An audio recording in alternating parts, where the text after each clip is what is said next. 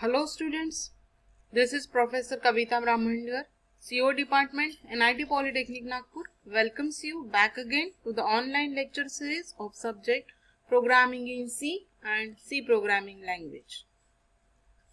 Today's topic is topic number 5.2 of Unit 5. Topic name is Function Declaration and Definition. Learning outcomes. After watching this video, you will be able to state function declaration and definition in C, list the type of functions, and describe the process to call user-defined functions.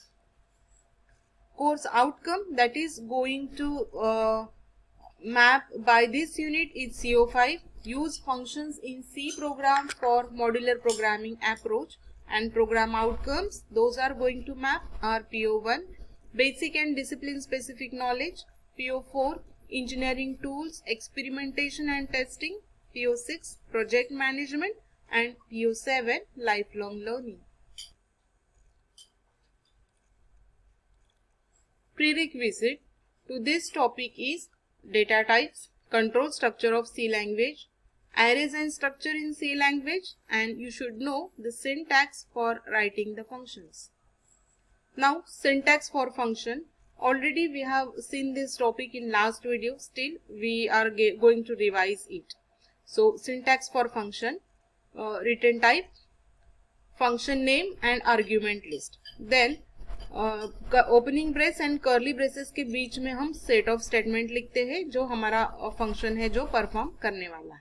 Okay, for example अगर हमको दो number के addition के लिए function बनाना है तो हम किस तरह से लिखेंगे. Return type, integer is the return type, addition is the name of function. तो ये फंक्शन नेम हम हमारे हिसाब से कुछ भी दे सकते हैं. यहाँ पे हम दो नंबर्स का एडिशन करने वाले हैं, इसलिए हमने इस फंक्शन को नाम दिया है addition. Then argument list. Argument list means कौन कौन से वेरिएबल्स के ऊपर हमारा जो एडिशन है वो परफॉर्म होने वाला है, कितने नंबर ऑफ वेरिएबल्स हमको लगने वाले हैं. सो इंटीजर नंबर 1, इंटीजर नंबर 2. सो हमको दो वेरिएबल लगने वाले हैं. सो पहली वैल्यू हम num1 में स्टोर करके रखेंगे और वो इंटीजर वैल्यू रहेगी, एंड दूसरी वैल्यू जो है हम num2 में स्टोर करके रखेंगे एंड वो भी इंटीजर टाइप की रहेगी. तो हमको ये जो आर्ग्यूमेंट्स है वो कॉमा से सेपरेट करने पड़ेंगे. देन हम एडिशन किस तरह से परफॉर्म करेंगे. अब num1 plus num2 equal to some. तो जो भी हम एडिशन परफॉर्म करने वाले हैं वो किसी वेरिएबल के अंदर उसका रिजल्ट हमको स्टोर करना जरूरी है. तो हमने यहाँ पे एक सम नाम का वेरिएबल लिया है जिसके अंदर num1 प्लस num2 इसका रिजल्ट स्टोर किया है. तो ये हुआ फंक्शन हमारे एडिशन के लिए. Okay, so this is how we can write the syntax for a function, and we can write some function like addition. So यहाँ पे return type जो हम लिखते हैं, what is that? Return type can be of any data type such as integer, double, character, void, etc.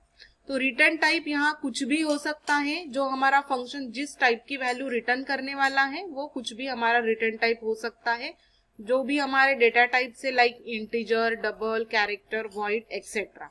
Okay, तो जैसे यहाँ पे हम इंटीजर का एडिशन परफॉर्म कर रहे थे तो ऑब्वियसली हमको रिजल्ट जो है वो इंटीजर में ही मिलने वाला है, इसलिए हमने एडिशन फंक्शन का जो रिटर्न टाइप है वो यहाँ पे इंटीजर लिया है. Then function name. Next syntax में हमारा जो नेक्स्ट पैरामीटर है वो है function name. So it can be anything as per the convenience of programmer. So हम फंक्शन नेम कुछ भी लिख सकते हैं जो हमें कन्वीनियंट लगे. Then argument list. अब ये जो है ब्रैकेट में जिसको हम दे रहे हैं, these are called argument list. Argument list contains variable names along with their data type. So argument list में हम वेरिएबल्स लिखेंगे विद डेटा टाइप्स. तो वेरिएबल्स और उसका data type. These arguments are kind of inputs for the function. ये parameters, ये arguments क्या है, just these are the inputs for our function. So ये जो वेरिएबल्स ले रहे हैं हम इस आर्ग्यूमेंट के अंदर, so these are the inputs for our function. Then block of code. So जो भी हम ओपनिंग और कर्ली ब्रेस के अंदर लिखते हैं that is block of code. So set of C statements which will be executed whenever a call will be made to a function. तो जब भी हम इस फंक्शन को कॉल करेंगे तो उसके अंदर जो भी सेट ऑफ स्टेटमेंट्स है ये वो एग्जीक्यूट हो जाएंगे. So all this is about syntax for function. Then what is function declaration? A function must be declared globally in a C program to tell the compiler about the function name, function parameters and return. So always function को हमें global declaration part में means सबसे ऊपर उसको declare करना पड़ेगा, ताकि जब हम उसको ग्लोबली डिक्लेयर करेंगे तो हमारे कंपाइलर को समझ में आ जाएगा कि ये फंक्शन का नाम है और जो भी ब्रैकेट में लिख रहे हैं वो फंक्शन के पैरामीटर्स और आर्ग्यूमेंट्स है और ये फंक्शन कौन से टाइप की वैल्यू रिटर्न करने वाला है. A function declaration has the following parts. तो जब भी हम फंक्शन को डिक्लेयर करते हैं तो इस तरह से डिक्लेयर करना है हमको. रिटर्न टाइप, फंक्शन का नाम एंड पैरामीटर लिस्ट, और it is ended with semicolon. तो फॉर एग्जांपल इंटीजर मैक्स नाम का फंक्शन है, so return type of this function is integer. Function का नाम है max means maximum and integer number 1 comma integer number 2 ये parameter की लिस्ट है. सो ये फंक्शन किसके लिए होगा? ये फंक्शन दोनों नंबर्स में से मैक्सिमम जो भी नंबर है उसको फाइंड आउट करने के लिए ये फंक्शन होगा. सो इस तरह से हमको ग्लोबल डिक्लेरेशन पार्ट में सबसे पहले हमको फंक्शन को डिक्लेयर करना पड़ेगा. Function declaration is required when you define a function in one source file and you call that function in another file. So function declaration ये इम्पोर्टेंट कब है कि जब हम किसी एक प्रोग्राम में या एक फाइल में उसको डिक्लेयर करते हैं और दूसरे फाइल में या दूसरे प्रोग्राम में उसको यूज कर रहे होते हैं, तब ये फंक्शन डिक्लेरेशन बहुत इंपॉर्टेंट होता है. In such case you should declare the function at the top of the file calling the function. तो हम top of the file means सबसे ऊपर, और सबसे ऊपर उसको डिक्लेयर करते हैं और सबसे ऊपर वाला पार्ट जो होता है हमारे ग्लोबल डिक्लेरेशन पार्ट होता है, वहां पे हम इसको डिक्लेयर करेंगे. सो this is about function declaration. So function declaration means हमारे फंक्शन का नाम क्या रहने वाला है, कौन से टाइप का डेटा वो रिटर्न करने वाला है और उसके आर्ग्यूमेंट्स क्या रहने वाले हैं. तो ये इंफॉर्मेशन कंपाइलर को बताना, that is called function declaration, और ये हम ग्लोबल डिक्लेरेशन पार्ट में करते हैं. Then function definition. So it contains the actual statements which are to be executed. It is the most important aspect to which the control comes when the function is called. So function definition means क्या है? Function के अंदर जो भी हम code लिखते हैं उसको हम बोलते हैं फंक्शन डेफिनेशन. मीन्स फंक्शन के अंदर के जो एक्चुअल स्टेटमेंट होते हैं उसको एग्जीक्यूट करना मीन्स उस फंक्शन का डेफिनेशन देना, मीन्स इलैबोरेटिव उस फंक्शन को एक्सप्लेन करना, that is called function definition. Here we must notice that only one value can be written from the function. तो हमारा फंक्शन है वो हमेशा एक ही वैल्यू रिटर्न करेगा. ओके, सो जैसे ही हमने ये एग्जांपल देखा है, ये मेन फंक्शन है. स्क्वायर नाम का एक फंक्शन हमने लिया है, तो जैसे ही यहाँ पे स्क्वायर ऑफ एक्स ये दिखता है तो इस फंक्शन को हम यहाँ पे क्या कर रहे हैं, कॉल कर रहे हैं. और फंक्शन को जैसे ही हम कॉल करते हैं तो वो इस फंक्शन का एक्सप्लेनेशन कहाँ पे है, इस फंक्शन का डेफिनेशन कहाँ पे है इस प्रोग्राम में या प्रोग्राम के बाहर, उसको सर्च करता है. तो यहाँ पे इस प्रोग्राम का डेफिनेशन है. तो इस प्रोग्राम का डेफिनेशन है, यहाँ पे इस प्रोग्राम के ऊपर, ये इस फंक्शन के ऊपर ये कंट्रोल हमारा जो है शिफ्ट हो जाएगा. इस फंक्शन को हम एग्जीक्यूट करेंगे एंड ये फंक्शन हमको इंटीजर टाइप की वैल्यू रिटर्न करेगा. वो वैल्यू मेन फंक्शन को रिटर्न करेगा. जो रिटर्न एस, जो भी एस में जो भी वैल्यू रहेगी वो मेन फंक्शन को रिटर्न हो जाएगी. और ये मेन फंक्शन है, देन वो वैल्यू जो भी है वो ऑपरेटिंग सिस्टम को रिटर्न करेगा. तो इस तरह से हमको फंक्शन का डेफिनेशन देना पड़ता है. सो ये क्या है, ये जो हम पार्ट दिख रहे हैं यहाँ पे, so this is the function definition part. Then what is a return value.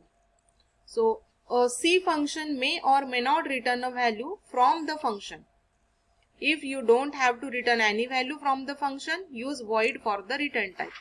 तो हमारा जो फंक्शन है एक तो कुछ वैल्यू रिटर्न करेगा या कुछ वैल्यू रिटर्न नहीं करेगा. मीन्स कुछ वैल्यू रिटर्न कर सकता है और कुछ भी वैल्यू रिटर्न नहीं भी कर सकता है.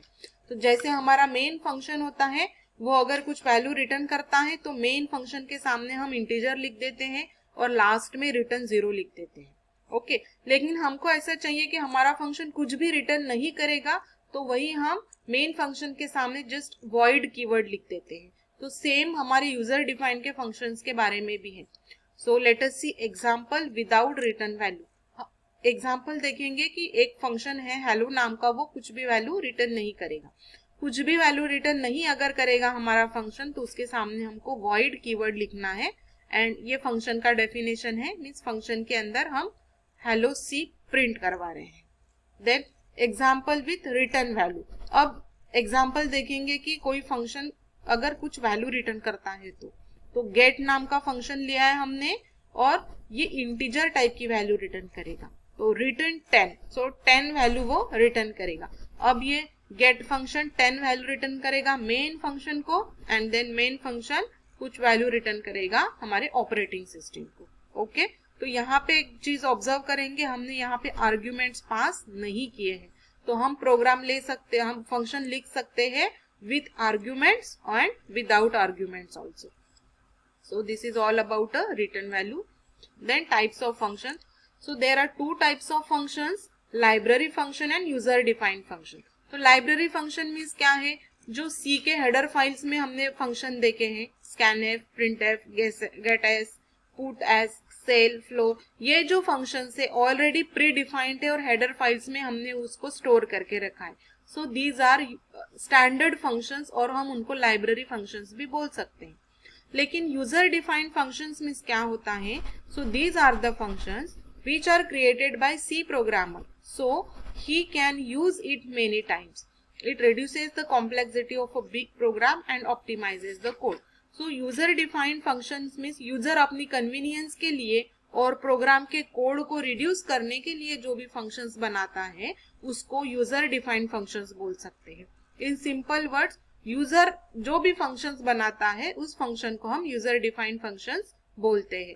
सो यूजर डिफाइंड फंक्शन से क्या होगी कि हमारे प्रोग्राम की कॉम्प्लेक्सिटी है वो कम हो जाएगी और हमारा कोड का साइज है वो रिड्यूस हो जाएगा।